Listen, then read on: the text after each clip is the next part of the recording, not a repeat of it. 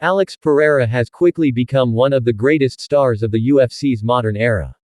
In just 8 fights under the promotion, he has beaten 5 champions en route to capturing the middleweight and light heavyweight titles, the latter of which he now holds and recently defended at UFC 300. Much has been said about why Poatan first signed with the UFC. It is often thought that Israel Adesanya's infamous interview, wherein he dismisses his rival's kickboxing accomplishments, claiming that his life's greatest achievement was beating him years ago. This allegedly lit a fire in Pereira, who subsequently signed with the promotion and took it by storm. But what if it had never happened? How different would the UFC be today had Poatan never enthroned himself as the latest great Brazilian MMA fighter?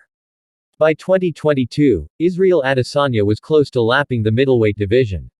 After first knocking out Robert Whittaker to capture the 185-pound strap, the last stylebender went on to defend the belt 5 times, during which he ran through most of his division's top contenders. There was a shortage of compelling challengers. Whittaker, who was in the top 3, had already lost to Adesanya twice. Meanwhile, another top-ranked foe was Derek Brunson, who was TKO'd by the Nigerian Kiwi during the latter's pre-championship days. Alex Pereira was the only option that sparked interest. He had twice beaten Adesanya in kickboxing.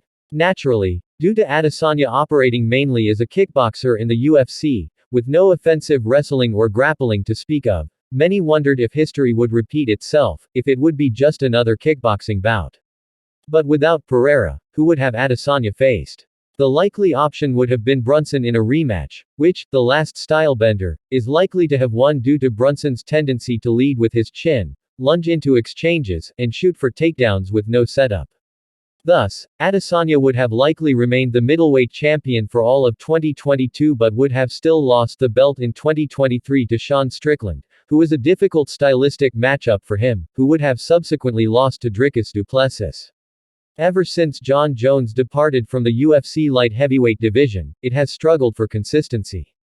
Alex Pereira seems to be the first beacon of stability since, with the belt having changed owners several times, going from Bones to Jan Blachowicz to Glover Teixeira to Yuri Prochazka to Jamahal Hill. Besides Jones, none of the aforementioned champions managed to defend the title except for Blachowicz, who only defended the title against then middleweight champion Israel Adesanya. Without Poatan, it is probable that the 205-pound belt would have been most recently fought over by Prochazka and Hill. The matchup was teased in the past. Moreover, they were the most recent light heavyweight champions prior to Pereira's ascension. If Poatan ever moves up to heavyweight and does the impossible by beating Jon Jones, it would be yet another feat that would have gone unseen had he never joined the UFC.